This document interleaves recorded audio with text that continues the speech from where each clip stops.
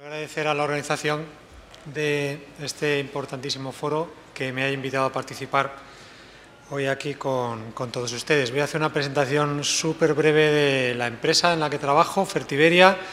Es la división química del Grupo Villar-Mir. Tenemos actualmente 16 centros de producción. En España, de esos 16 hay 10. Uno de ellos está en Aragón, que es la fábrica de fertilizantes líquidos de Agralia, que está en Alto Ricón. Y en total, pues tenemos una capacidad de producción de 8 millones de toneladas de fertilizantes sólidos, líquidos, foliares y productos químicos industriales. Y ya sin más voy a hablar de los dos temas que me han pedido que hable. Del que más sé es del primero, porque es a lo que me dedico, a la fertilización. Y son dos temas de extrema importancia, como todos vosotros pues sabréis, ¿no? La fertilización es, a ella se debe al menos un 50% de la producción de los cultivos. Esto es una realidad que hay ahí delante, ¿no? Y si hablamos de protección de cultivos, pues la bibliografía dice que las plagas, enfermedades y malas hierbas son responsables de entre el 25 y el 50% de las plagas, de las pérdidas globales de los cultivos, con lo cual son dos temas en los que hay que extremar la atención para hacer un uso adecuado de los mismos y conseguir hacer nuestra agricultura realmente productiva y sostenible. Hay una serie de hechos que, si bien no son nuevos, pero están de rabiosa actualidad. La sociedad cada vez está más comprometida con el medio ambiente. Hay una mayor preocupación por la salud, una exigencia de una mayor eficiencia de recursos y una concienciación y una apuesta por la economía circular. Y entonces, ¿qué hace Europa con todo esto? Pues se marca unos retos. El reto de producir más con menos, es decir, ser más eficiente en el uso de insumos, el de mejorar la sostenibilidad ambiental y mejorar la competitividad de la agricultura. ¿Y con qué contamos? Pues por una parte con los nuevos avances científicos y técnicos que van surgiendo, hemos visto unos ejemplos anteriormente en la mesa anterior, y también con la legislación europea y la nacional, que nos marcan un poco por dónde hay que ir y por dónde no podemos ir, porque nos tenemos que ceñir a esas legislaciones, las tenemos que tener siempre en nuestro punto de mira, ¿no? En cuanto a fertilización de cultivos voy a comentar, me voy a dejar cosas en el tintero porque no hay tiempo en 20 minutos para decir todas las tendencias o líneas de actuación que hay en marcha o que va a haber en el futuro, pero voy a comentar unas cuantas que considero que son importantes, ¿no? Las mejoras en el diagnóstico nutricional y la recomendación de abonado, es decir, tecnologías que ayuden a la toma de decisiones. Esto no es nuevo, se lleva haciendo desde hace muchos años, pero todavía hay que mejorar las tecnologías de análisis y de la interpretación, de tal forma que el análisis de un suelo, cuando le llegue a un agricultor, los resultados que dé realmente sean útiles. Si dice que hay un X% de fosfato, es que ese fosfato la planta lo puede absorber. Y si no puede absorber, no tiene que venir en el análisis como fósforo disponible, ¿no? Porque nos estaría llevando al error. El uso de sensores de clima, de agua, de suelo, de vegetación para ayudar a entender mejor qué es lo que está pasando en el cultivo. La implementación de tecnologías de imagen, ya sea a nivel de suelo, aéreo o incluso espacial. El uso de modelos predictivos como soporte y ayuda a la decisión. Esto último es más para niveles grandes, ¿no? Provincial, comarcal o incluso mayores. Voy a poner algún ejemplo. Fertiberia usa el sistema de recomendación SIDRA desde, pues hará 7 u 8 años. Es un sistema que se basa en la ingente cantidad de análisis realizados en la península ibérica, que tenemos más de 1 millón de datos, y que nos permite poder calcular el mejor diagnóstico nutricional para cada suelo, comarca e incluso variedad. Es decir, que no es un dato teórico bibliográfico, sino que tenemos el dato para cada caso concreto que le pueda acaecer a un agricultor en nuestros suelos agrícolas. Yéndome al otro extremo, todo lo que he comentado anteriormente, ¿dónde tiene su aplicación? En la agricultura de precisión y en la mejora de los sistemas de aplicación del fertilizante. Aquí en estas imágenes que están sacadas de un proyecto europeo que se llama Fátima, que lo lidera la Universidad de Castilla-La Mancha, pues podéis ver imágenes satélite de un campo de cultivo y que bien se distinguen pues las microparcelas que están sin abonar, ¿no? En las fotos de abajo son lo que los sensores de satélite tienen y que nos permite pues mejorar esa interpretación de diagnóstico nutricional o de estrés hídrico o de mapas de vegetación, etcétera. Si eso lo combinamos con mapas de cosecha y lo metemos en el tractor en esas pantallas con los software adecuados y con el sistema de guiado, pues el tractor puede ir avanzando y aplicar más fertilizante en las zonas donde más va a responder el cultivo a ese fertilizante, más productivas, y menos o incluso nada en una zona que no sea nada productiva por un problema de física del suelo, por ejemplo, o algo así, de que estamos tirando nuestro dinero si estamos abonándolas, ¿no? Bien, otra línea es la fertirrigación. La fertirrigación nos permite optimizar al máximo el uso del agua y el fertilizante de forma conjunta. La transformación de cultivos de regadío a cultivos de fertirrigación va a continuar, es lógico.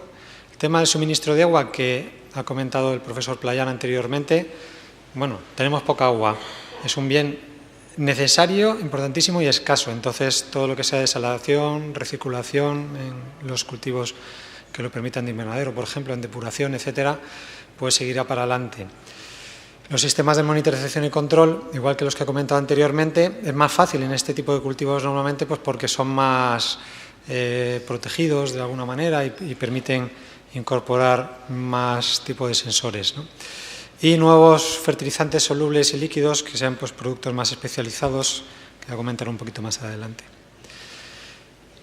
Otra cosa que va a tener una importancia muy grande en los próximos años es la nueva legislación europea de fertilizante. Actualmente está en discusión y en redacción y nos lleva hacia la economía circular. Es más, se titula así, legislación para una economía circular. ¿Qué quiere decir eso? Que van a aparecer nuevas materias primas. ¿Y por qué? ¿Por qué quiere Europa que pase esto? Pues porque Europa no tiene los recursos naturales necesarios para fabricar fertilizantes minerales. No tenemos gas suficiente que se utiliza para fabricar el amoníaco, no tenemos casi nada de fósforo y tenemos muy poquito potasio. Entonces, pues no tiene mucho sentido traer todos estos nutrientes durante años, que se acumulen aquí en los suelos, en los residuos, en las aguas, etcétera, y que no los reutilicemos. Para eso se han puesto en marcha muchísimos proyectos europeos.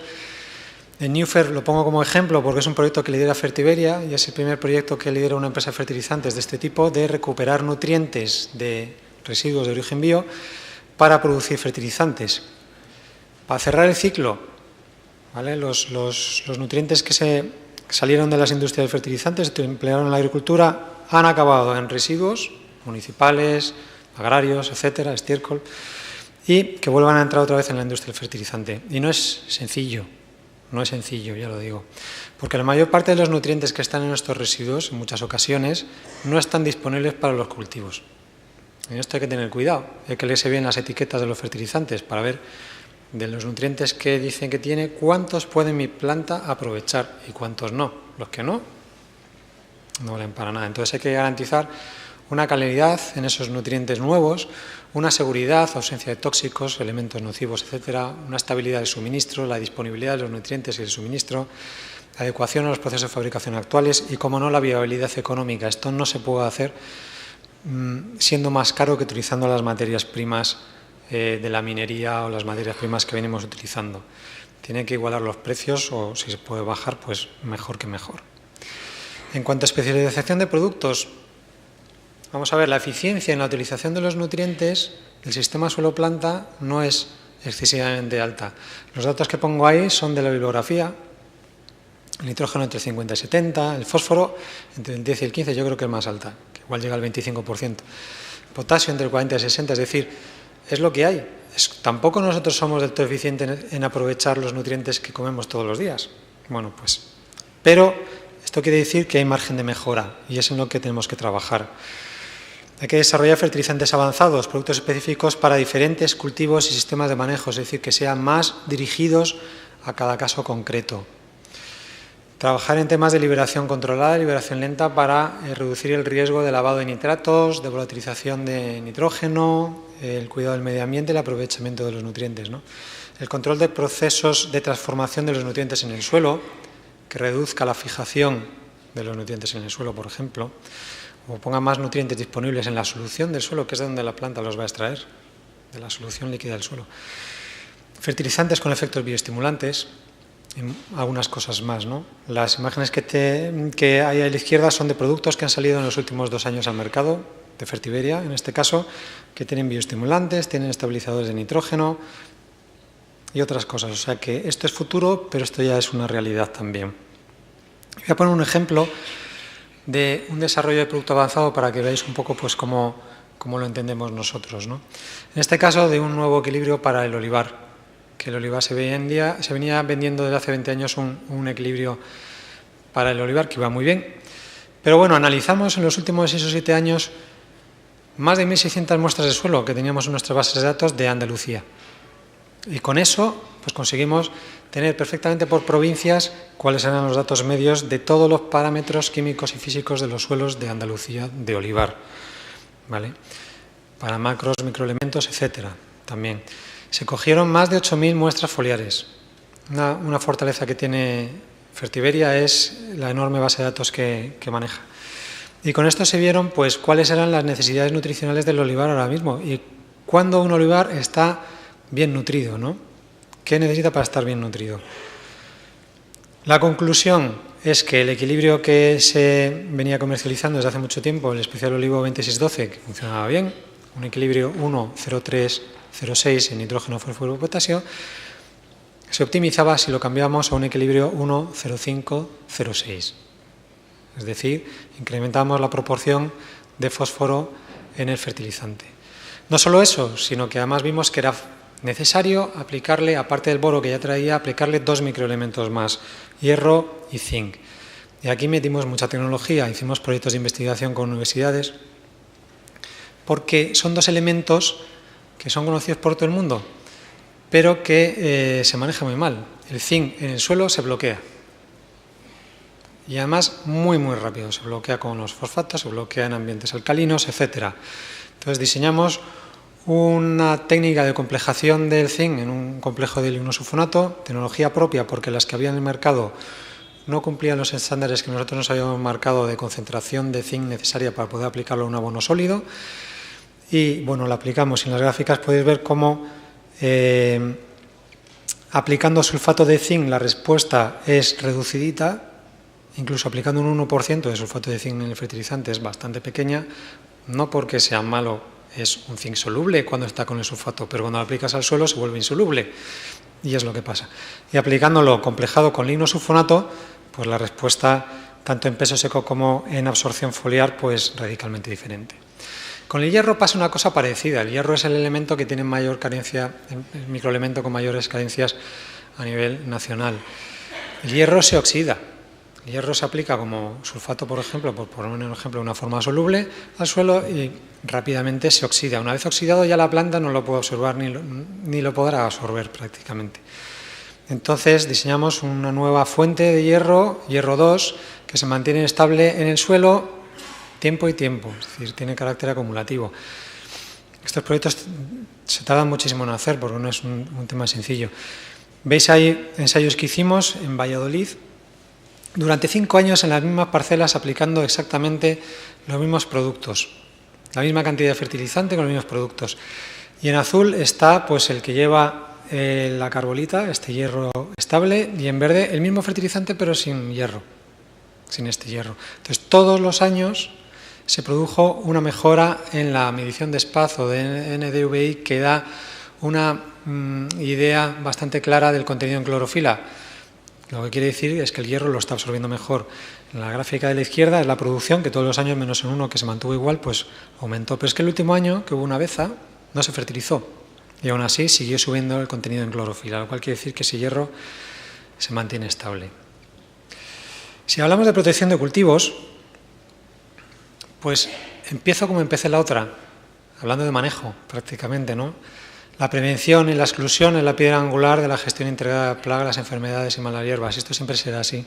El mejor producto, ya sea de fertilización, ya sea de protección vegetal, si no se emplea adecuadamente, no se sabe manejar, pues no va a dar el resultado esperado.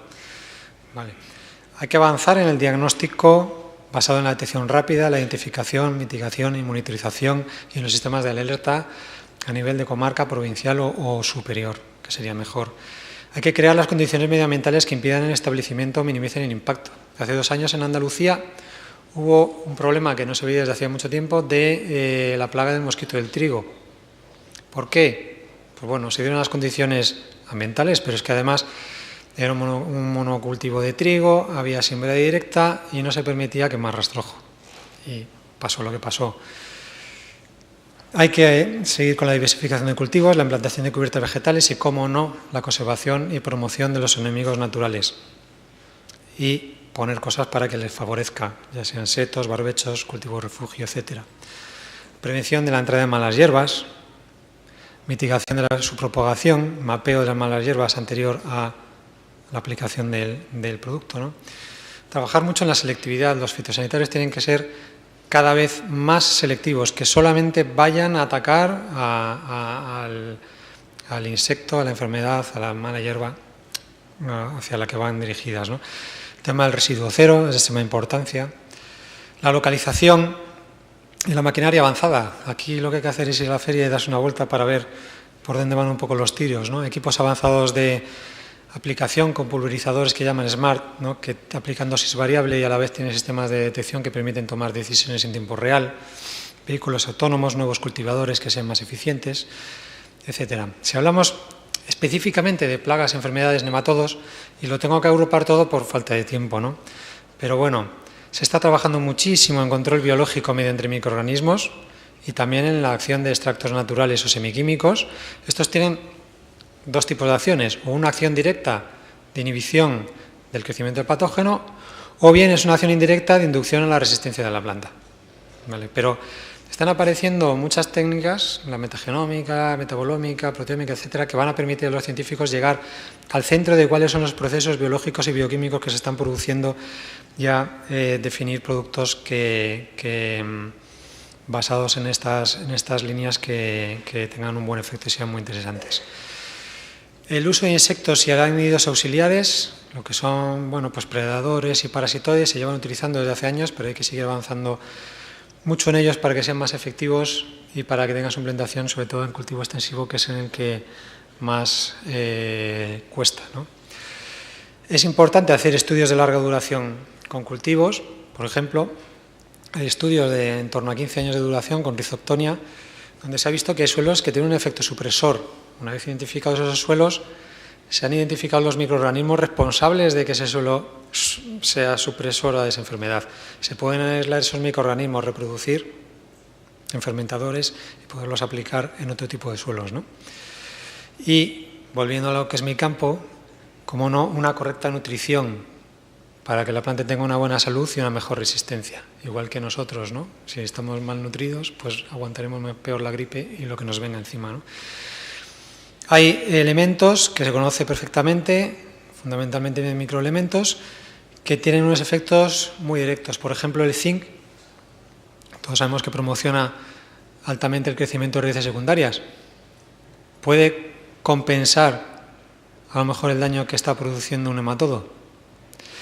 El hierro y también el zinc pues participan directamente en la biosíntesis de fitoalexinas, que estos son sustancias que se generan cuando hay un ataque de un patógeno y actúan directamente sobre él. Pues el producto que presenté antes, el especial olivo S, traía zinc y hierro, pues para conseguir efectos colaterales a la propia fertilización que hagan que el cultivo, aparte de nutrirse mejor, pues esté más sano, ¿no? Y por último, pues con las malas hierbas, pues lo mismo, trabajar mucho sobre la selectividad, que haya el mínimo impacto en las plantas que no son objetivo. Productos biológicos, como he comentado anteriormente, ¿no? Ahora, productos biológicos sí, pero si controlan igual o mejor las malas hierbas, si cuestan lo mismo o menos que los productos existentes y si son más seguros que los productos existentes. No cualquier producto biológico va a ser maravilloso por ser un producto natural o alguna cosa de ese tipo. Y se seguirá trabajando sobre el tratamiento de semillas, ¿no? Nuevas formulaciones, nuevos materiales sistémicos, las nanotecnologías van a jugar un papel muy importante en todo esto también. Y ya está, doy paso a los casos prácticos que vienen a continuación. Muchas gracias.